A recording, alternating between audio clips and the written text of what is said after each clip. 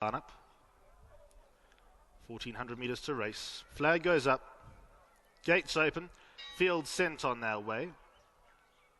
Nikki along the inside tries to hold position, but that's forlorn as Beautiful Shay and Jungle Mist go on by. Crystal Glamour is also trying to overcome a deep bush draw, and that goes forward to also race among the leaders. Further back in the field now, Nikki drops into fourth, and Gold Shade shares position with her. A length and a half away to gain ground. Juxtaposes in the blue and white. Then came way out front and Allegorical. They race out to the back of the field as they went past the 1,000 metres board, and Crystal Glamour went on to the attack, and she took over the lead. Crystal Glamour leads them along. Second place is Jungle Mist, and then comes Beautiful Shay. Gold Shades races away in fourth, and Nikki is in fifth. A length back to Juxtapose, and then came Gain Ground, the red body and white cap. Allegorical way out front. They the last two in line for home. 6:50 left to go. Crystal Glamour is the leader by a couple of lengths. She tries to get away from Beautiful Shay. Gain Ground is at the inside. Jungle Mist in the orange. Nikki is in the black body and red cap. Gold Shades and Juxtapose are next best. Then comes way out front. They went past the 400 metres board, and Crystal Glamour needs to pull out a bit more because Jungle Mist, Juxtapose, Beautiful Shay and Nikki and Gain Ground are all in with chances. So too is way out front as they now hit the final 200. Beautiful Shay starts to assert. Jungle Mist, Crystal Glamour stays on. Juxtapose, Nikki, Crystal Glamour up the inside, clings on to the lead over Jungle Mist, and Crystal Glamour showed a lot of heart in winning. Second went to Jungle Mist, then came Juxtapose. Beautiful Shay was next.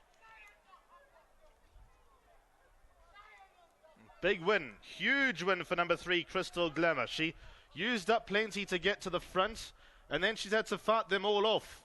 And that she's done under Andrew Fortune. We all know she ran second in the ready-to-run stakes to Lineker on the Piermont Empress Palace Charity Mile Day. And this will put a smile on the Alexander stable. Could be smiling for some time. Oh, Crystal Glamour sneaks in over number 6, Jungle Mist, and 1, Juxtapose.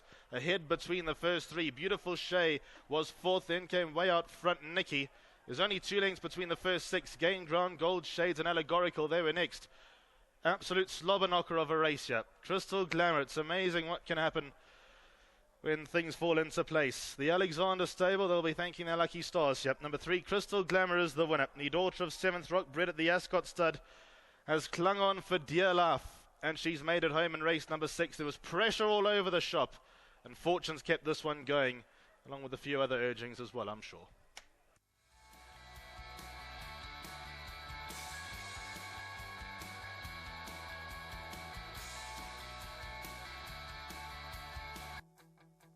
Back in the winner's box, a brilliant win and a brilliant ride from Andrew Fortune. Aboard number 3, Crystal Glamour, a 3-year-old filly by 7th Rock out of Eastern Glamour by Fort Wood.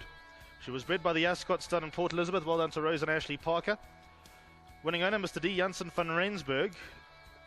He's got a gutsy filly on his hands.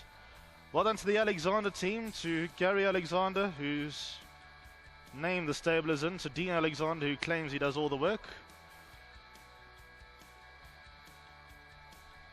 And also to Andrew Fortune, the winning jockey. 3, 6, 1 and 9, the results of the 6th race today. And hopefully things from Monday will be on the up and up for the yard as well.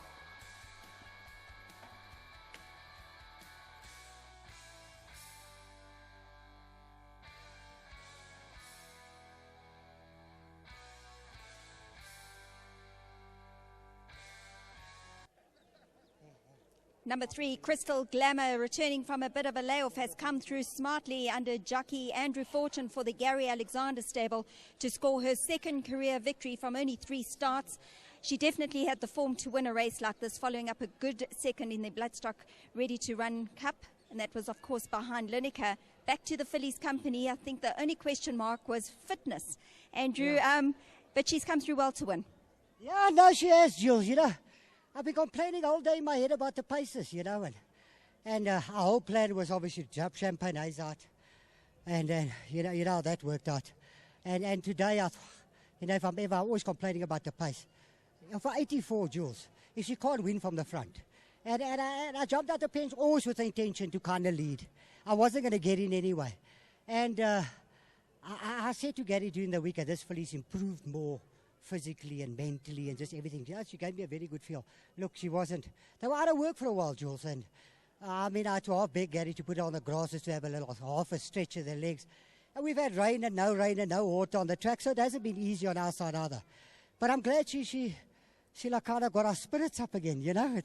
No, man, these horses, they can sometimes, they can break you, you know what I mean? You stand there the whole day and you think, oh, God, and nah. But nah, thank God she's picked up our spirits again. And Jules, I'm not really too concerned. I've heard it at 300, go for a deep breath, you know. And I expected that. But after that, when those horses came to her, she still fought and fought and fought.